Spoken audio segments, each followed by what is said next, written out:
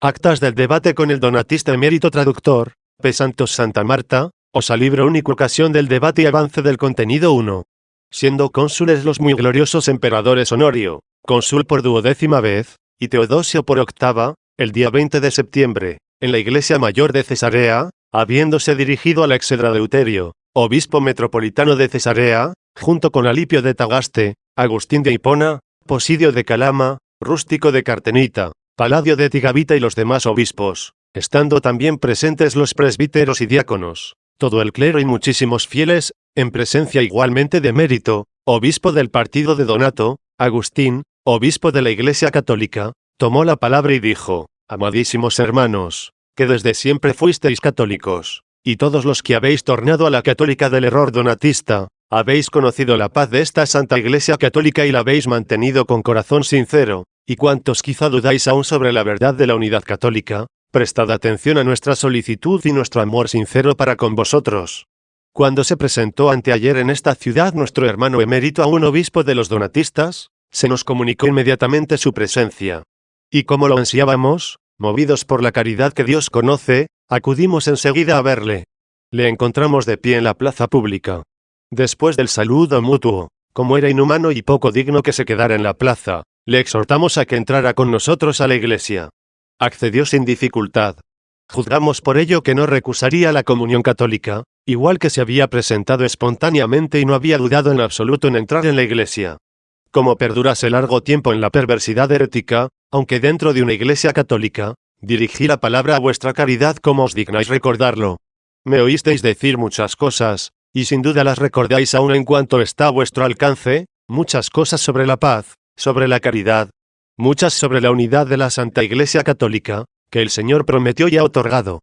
En mi discurso me dirigía también a vosotros, y le exhortaba a él, y en cuanto lo podían en mí las entrañas de caridad, en aquel discurso sufría los dolores de parto por todos los que tenían su alma en peligro, y deseaba darlos a luz para el Señor. Esto dijo también el bienaventurado apóstol Pablo a algunos: hijitos míos, por quienes sufro de nuevo dolores de parto hasta que Cristo se ha formado en vosotros uno. Aun después de aquel mi discurso, aunque él persistía aún en su pertinacia, no por eso pensé que había que perder la esperanza. Igual que pienso que no se la ha de perder respecto de ningún hombre mientras vive en este cuerpo. Y no dije que no había que perder la esperanza anteayer, para osar perderla hoy. Agustín invita a emérito a que se dirija a los presentes 2. La causa ha llegado a tal punto, que, ya que vino, y en cuanto sabemos vino voluntariamente, su llegada no ha de ser infructuosa para esta iglesia. Porque una de dos: o, lo que deseamos y anhelamos más vivamente, nos alegraremos con vosotros de su salvación en la paz católica, o si, cosa que abominamos y detestamos, prosigue él en su pertinacia, conoceréis vosotros mejor, con su presencia, la diferencia que existe entre la paz católica y la disensión herética. Él es ciertamente obispo del partido de Donato, pero ordenado por los donatistas de esta ciudad. Y a estos donatistas ya los hemos recibido en gran parte en el nombre de Cristo en el gremio católico, de tal manera que nos alegramos de que casi todos se han asociado a la comunión católica. Los que ya han entrado en comunión con la católica, no ciertamente todos, pero sí algunos, parecen dudar, como dije antes, de la misma verdad católica. Algunos, en cambio, ni siquiera dudan, sino que, anclado aún su corazón en el partido de Donato, nos ofrecen su presencia corporal, tanto hombres como mujeres, estando dentro con el cuerpo y fuera con el espíritu. Por ello nos parece bien preguntar a su obispo que si tiene aún algo que decir en favor de su partido, después de celebrada en Cartago la conferencia conocida por todos. Si tiene aún algo que decirnos, que nos lo diga, sin perjuicio del partido de Donato, algo que piense que puede favoreceros a vosotros, en cuya ciudad juzga que fue ordenado en bien de vuestra salvación en Cristo. Que nos lo diga y nosotros le responderemos sin comprometer a la católica, ya que al presente no nos ha constituido en sus defensores. Como pensamos y queremos, eso puede aprovecharos a vosotros, presentes ante él, también presente. De esa manera, si él ha sido seducido, que no seduzca a otros, y si somos nosotros los que seducíamos, el que fuera quizá profiera muchas cosas contra nosotros, de viva voz argúyanos, refútenos, convénzanos y enséñenos. Dije esto precisamente para que no hallase una disculpa para no hablar y dijese: mi partido no me ha confiado ahora el papel de defensor.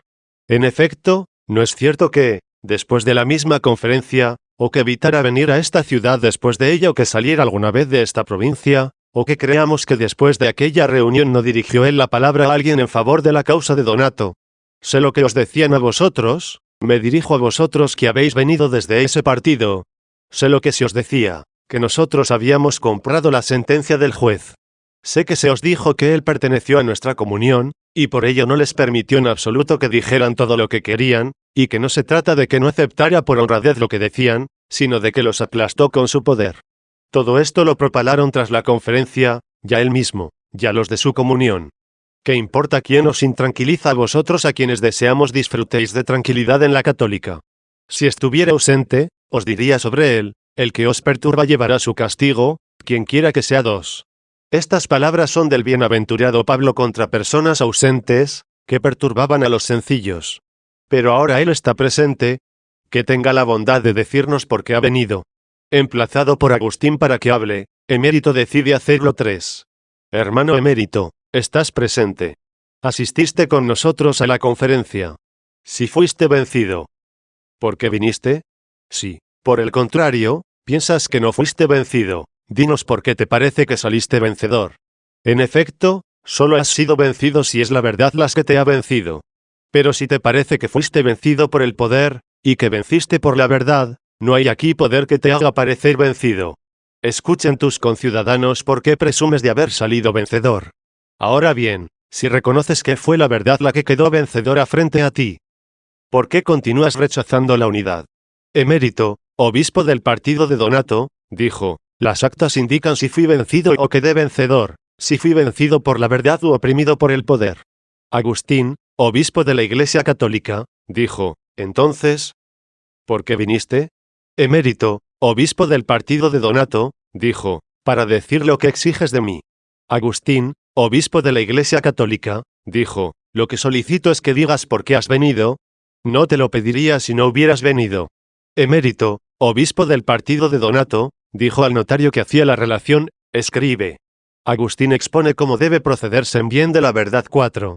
Al callarse, Agustín, obispo de la Iglesia Católica, dijo, por consiguiente, si has callado apremiado por la verdad, lo que te movió a venir fue engañar a estos. Y como callara por mucho tiempo, Agustín, obispo de la Iglesia Católica, dijo, observáis, hermanos, su largo silencio. Os amonesto a que deseéis su arrepentimiento, os ruego que no sigáis al que perece. Sin embargo, puesto que él ha mencionado las actas de la conferencia, donde se podía ver, ha dicho, si fue vencido por la verdad u oprimido por el poder, son muchos los escritos donde acumularon actas con acusaciones superfluas y dilatorias, no pretendiendo otra cosa con sus grandes esfuerzos sino que nada se llevara a cabo. Pero como era el Señor el que presidía y llevaba su causa, se llegó a donde no quisieron. Se juzgó la causa y quedó sentenciada. Si quisiéramos leeros las actas enteras. Exhorto en vuestra presencia a mi hermano y colega en el episcopado de Eleuterio a que, como se hace en Cartago, en Tagaste, en Constantina, en Hipona, en todas las iglesias activas, se esmere también en adelante en leer las mismas actas de la conferencia año tras año desde el principio hasta el fin, y que se haga todos los años en los días de los ayunos, esto es, durante la Cuaresma antes de Pascua, cuando, durante vuestro ayuno, tenéis más tiempo para escucharlas. Sin embargo, como empezaba a decir, al no poder leeroslas ahora enteras, dignaos escuchar la carta que entregamos antes de la conferencia al juez, donde adelantábamos cómo querríamos que se nos tratase en caso de ser vencidos, o cómo los recibiríamos a ellos en caso de vencer nosotros, a fin de que quedara claro que la victoria no consistía en la contienda, sino en la humildad. El Mandato Católico 5. Alipio, obispo de la Iglesia Católica, leyó la carta. Al honorable y amadísimo hijo Marcelino, varón tan ilustre y notable, tribuno y notario, Aurelio, Silvanio y todos los obispos católicos. Por esta carta os comunicamos que estamos totalmente de acuerdo, como os dignasteis exhortarnos, con el edicto de vuestra nobleza, con que se velaba por la conservación de la tranquilidad y quietud de nuestra conferencia, y por la manifestación y confirmación de la verdad. Confiados en la verdad, nos hemos sometido también a la condición de que si nuestros oponentes pudieran demostrarnos que los pueblos cristianos, creciendo por todas partes según las promesas de Dios, han llenado ya gran parte del universo y se extienden con vistas a llenar el resto del mundo, que de pronto la Iglesia de Cristo ha perecido por el contagio de no sé qué pecadores a quienes estos acusan, y que ha quedado solo en el partido de Donato. Si, como se dijo, pueden demostrar esto, no reclamaremos ante ellos honor alguno episcopal, sino que atendiendo solo a la salvación seguiremos su consejo, y les seremos deudores de beneficio tan grande del conocimiento de la verdad. Si, por el contrario, nosotros pudiéramos demostrar más bien que la Iglesia de Cristo, no solo la de los africanos, sino la de todas las provincias ultramarinas, que domina espacios inmensos tan abundantemente poblados, y que, como está escrito, fructifica y crece por todo el mundo 3, no ha podido perecer por los pecados de ninguno de los hombres que en ella conviven. Si podemos demostrar, igualmente, que quedó zanjado el asunto de aquellos a quienes entonces más quisieron acusar, que pudieron dejar convictos, aunque la Iglesia no se apoya sobre ellos, y que el emperador, a cuyo examen enviaron ellos por propia iniciativa sus acusaciones, juzgó inocente a Ceciliano, y, en cambio, los tuvo a ellos por violentos y calumniadores. Finalmente, si, en relación con lo que han dicho sobre los pecados de cualesquiera hombres, demostráramos con documentos humanos o divinos o que la inocencia de aquellos ha sido atacada con falsos crímenes o que la Iglesia de Cristo, a cuya comunión estamos vinculados, no ha sido destruida por ninguno de los delitos de aquellos, si se demuestra todo esto, mantengan con nosotros la unidad de la Iglesia, de suerte que no solo encuentren el camino de la salvación, sino que no pierdan el honor de su episcopado. No son los sacramentos de la verdad divina lo que detestamos en ellos, sino las ficciones del error humano. Suprimidas estas, daremos un abrazo al corazón fraterno unido a nosotros por la caridad fraterna y que ahora lamentamos que esté separado por la discordia diabólica. En efecto, cada uno de nosotros podrá ocupar el puesto más honorífico, alternando con el compañero de honor, unido así, como le ocurre a un obispo que está de viaje, que se sienta con su colega. Esto se acuerda alternativamente por una y otra parte, respecto a las basílicas, previniendo el uno al otro con el honor mutuo, ya que cuando el precepto de la caridad ha dilatado los corazones, no sufre estrechez la posesión de la paz, de suerte que, muerto uno de ellos, sucede después el uno al otro, según la primitiva costumbre. Y no existe aquí novedad alguna, pues esto es lo que conservó el católico desde el principio de la misma separación en aquellos que, debido al error de la nefasta disensión ya condenado, llegaron a saborear, aunque fuera tarde, la dulzura de la unidad. Ahora bien, si los pueblos cristianos se complacen en sus respectivos obispos, y no pueden soportar, por lo inusitado de la situación, que haya dos, quitémonos unos y otros de en medio, y en cada iglesia constituida en la paz de la unidad tras la condenación de la causa del cisma, constitúyase, para los lugares que sea necesario, un obispo único por los obispos, que están solos en su iglesia y aprueba la restablecida unidad. Los obispos católicos, dispuestos a la renuncia 6. Al leer esto, el obispo Agustín dijo: tengo que decir y recordar a vuestra caridad la sensación dulcísima y suavísima que por la gracia de Dios experimentamos. Antes de la misma conferencia hablábamos entre nosotros algunos hermanos sobre este asunto, y conveníamos en que los obispos deben ser obispos de Cristo por la paz, o no serlo. Debemos confesaros que, examinando a todos nuestros hermanos y colegas en el episcopado, no encontrábamos fácilmente quienes aceptarían de buen grado esto, ofreciendo al Señor el sacrificio de esta humillación.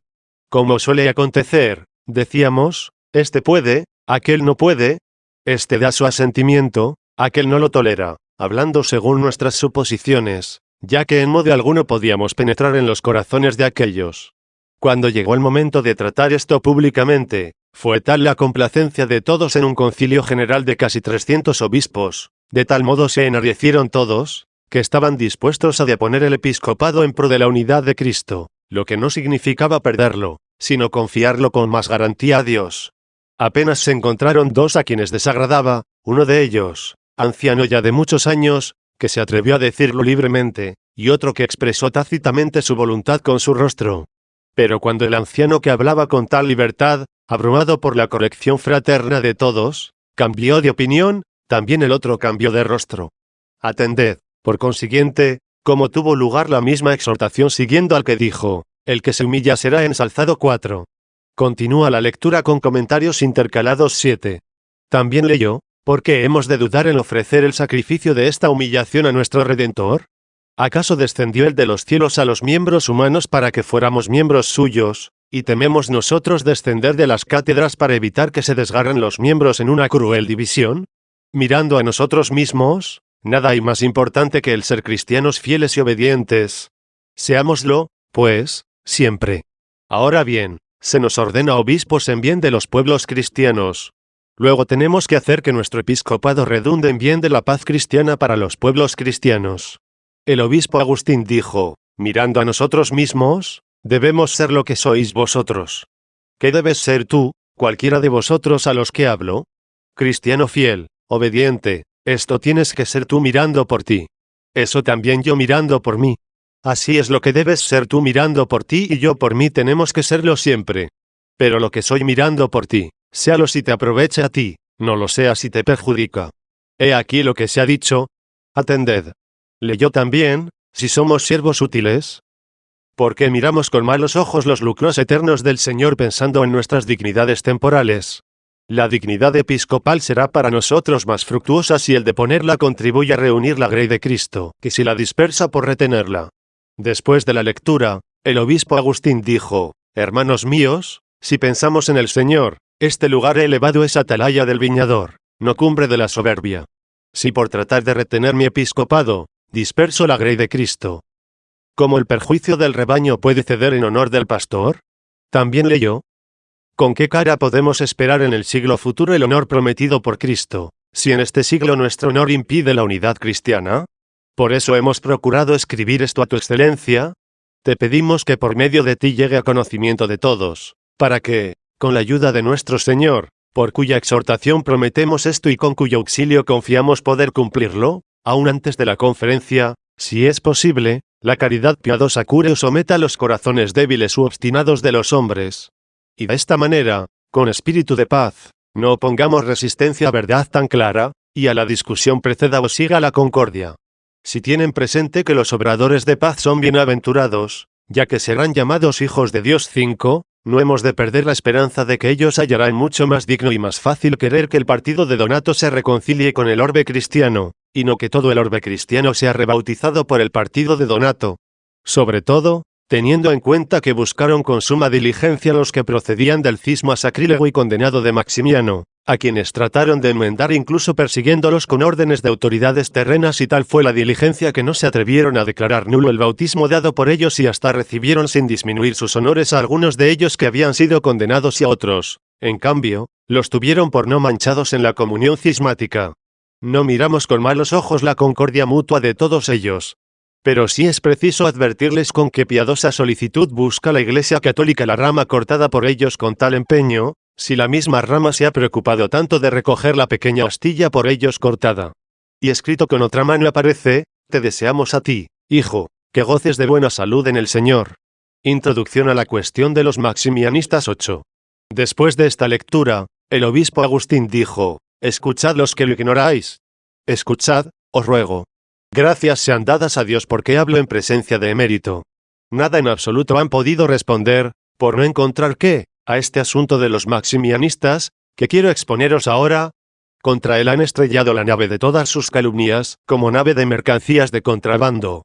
Nada han podido decir contra este asunto de los maximianistas, habiéndosele objetado ya tantas veces en nuestra conferencia, con otras palabras, a nuestra objeción, tantas veces insertada, tantas veces repetida, tantas veces estampada en sus frentes, nada en absoluto han podido responder, porque no han encontrado qué.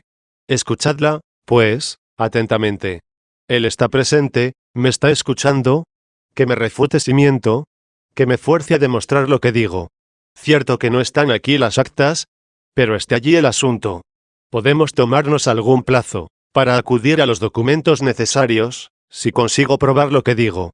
Si duda de ello, o, lo que Dios no quiera, finge dudarlo, dicho sea sin ánimo de ofender, no entre en comunión con nosotros si no lo demuestro.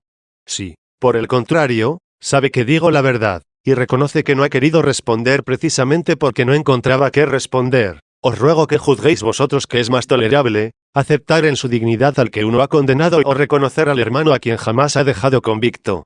Atended, os ruego, escuchad la exposición de los hechos. Paralelismo entre los casos de Primiano y de Ceciliano 9. Cierto Maximiano fue diácono cartaginés del partido de Donato. Ya debido a su soberbia, ya, como ellos piensan, por su justicia, tuvo un enfrentamiento con su propio obispo, esto es, con Primiano de Cartago, inicuamente si con soberbia ofendió al mejor, o justamente si como honrado se enfrentó a uno más malvado. Fue excomulgado por Primiano, acudió a los obispos vecinos, suscitó la antipatía contra Primiano, lo acusó ante ellos. Acudió a Cartago, muchos obispos donatistas que lo acompañaron quisieron que Primiano se presentara ante ellos igual que sus antepasados quisieron que se presentara ante ellos Ceciliano. Conocida la conspiración, Primiano no quiso acudir ante ellos, que le condenaron en su ausencia, lo mismo que aquellos condenaron a Ceciliano ausente. ¿Cómo se dignó Dios repetir ante nuestros ojos en este tiempo los sucesos del pasado? Porque el olvido estaba borrando acontecimientos ya demasiado antiguos. Primiano fue condenado en ausencia. Otros obispos del partido de Donato restituyeron a Primiano a la comunión. Aún más, como no lo depusieron, lo confirmaron en su sede. Fueron condenados los maximianistas, del mismo modo como, absuelto Ceciliano por obispos que estaban de paso y transmarinos, Donato se hizo merecedor de la condena. Maximiano fue condenado con los 12 que le ordenaron. El grupo separado incluía entonces a muchísimos, quizá unos 100 obispos. Para que el cisma no fuera más, no quisieron, tras expulsar a unos pocos, imponer una sanción a la masa. Solo condenaron a los que asistieron a la ordenación de Maximiano, cuando fue elevado al episcopado ilícitamente frente a su propio obispo. A los demás del grupo se les permitía permanecer en sus dignidades, si querían tornar a la iglesia. Sus palabras mostraban que estos estaban fuera de la iglesia, ya que a quien se exhorta a entrar es porque está fuera. Se señaló una fecha. Si tornaban dentro de ella, no les perjudicarían nada las acusaciones contra Primiano. Lo confirmaron con el decreto de Bagay. Maximiano con otros 12 fue condenado. Comenzaron a gestionar la expulsión de los condenados de las basílicas. Acuden a los jueces, acuden a los procónsules, invocan ante los jueces el concilio episcopal de Bagay, los declaran herejes, prueban que han sido condenados, consiguen mandatos judiciales, congregan tropas de socorro, proceden a arrojar de las basílicas a hombres condenados y que se mantienen en su pertinacia. Condenados ellos, ofrecieron resistencia a los pueblos, que estaban de su parte. Donde no pudieron resistir fueron vencidos.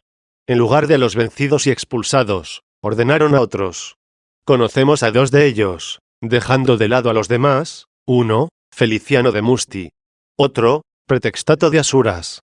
Después de 2 o 3 años, gracias a Optato el secuaz de Gildón, se les recibió en su dignidad tras muchas persecuciones con procesos judiciales y la acción decisiva de los poderes públicos.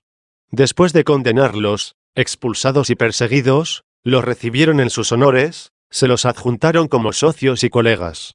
En efecto, en lugar de uno de ellos, Pretextato de Asuras, ya habían ordenado a otro de nombre Rogato, ahora católico, a quien su ejército, es decir, la banda de los circunceliones, cortó la lengua y una mano.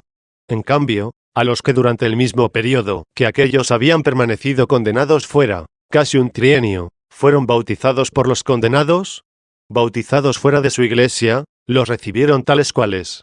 Nadie dijo, no tienes el bautismo porque has sido bautizado fuera.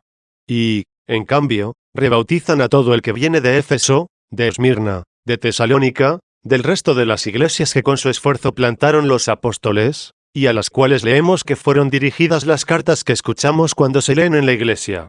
Durísima condena de los maximianistas por boca del mismo Emérito X. Obra en nuestro poder la sentencia. Y por cuanto hemos oído, esa sentencia en que se les condenaba la dictó este nuestro hermano emérito, a quien Dios haga nuestro hermano en la paz. Léase la sentencia en que aquellos fueron condenados, y léase la otra en que sus antepasados condenaron a Ceciliano, y veamos quiénes se constituyeron en reos de mayor culpabilidad, quiénes fueron castigados con una sentencia más dura, quiénes condenados con mayor alboroto. Esto es lo que dijo: aunque la cavidad del útero envenenado haya encubierto por mucho tiempo los dañinos partos del semen viperino, y los húmedos coágulos del crimen concebido hayan pasado evaporados por el lento calor a los miembros de áspides, sin embargo, el virus concebido no pudo ocultarse al disiparse la sombra.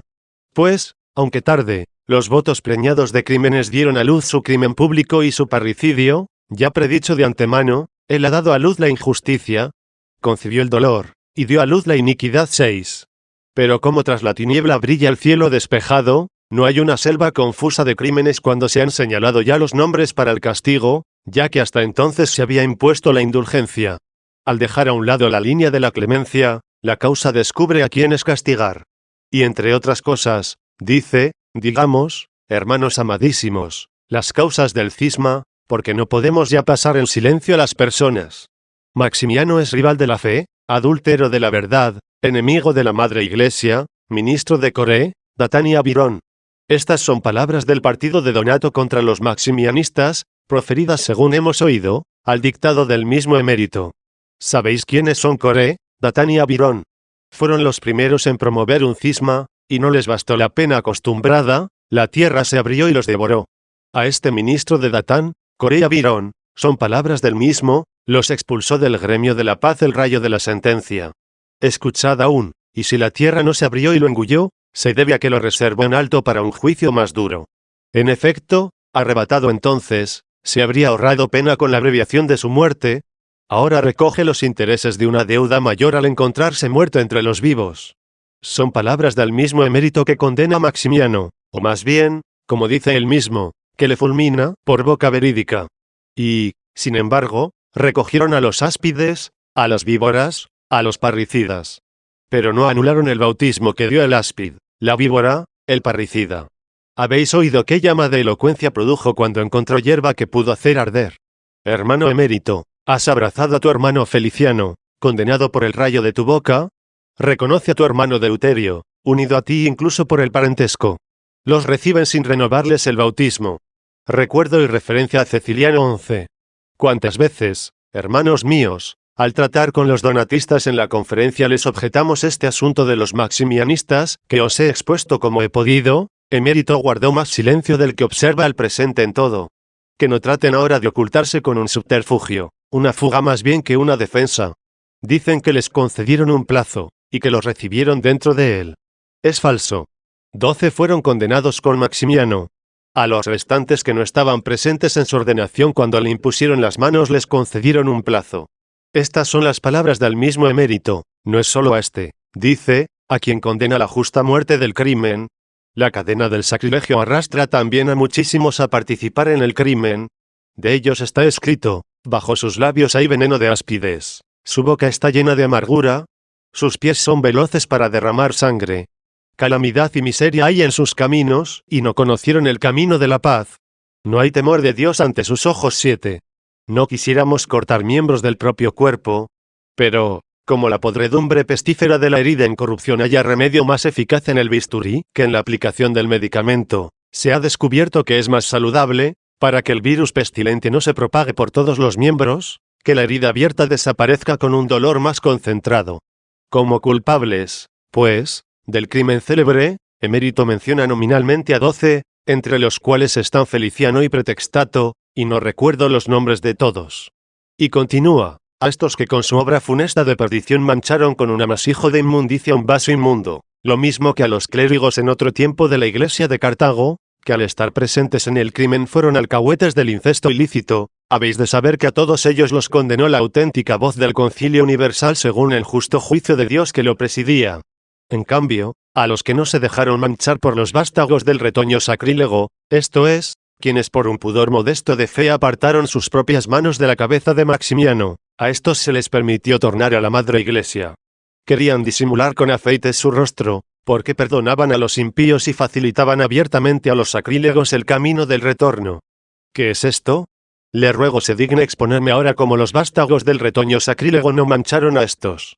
¿Por qué se les concede a ellos un plazo, si no pudieron tener parte alguna en el cisma de Maximiano?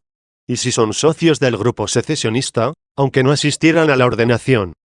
¿Cómo no los mancha Maximiano, y en cambio Ceciliano, condenado una vez en ausencia y absuelto por 3 veces estando presente, mancha al orbe de la tierra? ¿No mancha un africano a los africanos, un vivo a los vivos, uno conocido a los conocidos, el asociado a los socios, y mancha Ceciliano a los de ultramar, a los que están tan lejos, a los desconocidos, a los aún no nacidos? Se sienta a tu vera Feliciano, condenado por ti. Y no te manchó. Yo no vi a aquel, ¿tú conoces a este? Yo creo que aquel es inocente, tú condenaste a este como culpable. Y si confiesas que tú recibiste a un inocente, confiesas haber condenado a un inocente. Con entrañas paternales Agustín exhorta a Emérito 12. Sin embargo, hermanos míos, ¿no miramos con malos ojos su concordia con nosotros? Acabaron con el odio diabólico que se suscitó entre ellos. A su modo de ver, han vuelto a la paz. Pero esto os digo, si un ramo cortado buscó la ramita desgajada de él, ¿con qué diligencia debe el árbol buscar el ramo desgajado de él? Por eso sudamos, por eso trabajamos, por eso hemos corrido el riesgo de caer en sus armas y en la cruel furia de los circunceliones, y soportamos aún sus restos con la paciencia que Dios nos concede, mientras el árbol busca su ramo, mientras el rebaño busca la oveja descarriada del redil de Cristo. Si tenemos entrañas pastorales, debemos deslizarnos por las cercas y las zarzas. Busquemos con miembros lacerados a la oveja 8 y llevémosla con alegría al pastor y príncipe de todos. Muchas cosas hemos dicho, aunque con mucha fatiga, y, sin embargo, nuestro hermano, por causa del cual os decimos estas cosas a vosotros, y a quien se las decimos igualmente y por el cual tanto hemos trabajado, se mantiene en su firmeza pertinaz. Una firmeza cruel se juzga como constancia. Que no se gloríe todavía de una energía vana y falsa. Escuche el apóstol que dice, la fortaleza alcanza su plenitud en la debilidad 9. Roguemos por él. ¿Cómo podemos saber lo que quiere Dios? Son muchos los pensamientos, como está escrito, que hay en el corazón del hombre, pero la voluntad del Señor permanece para siempre. 10.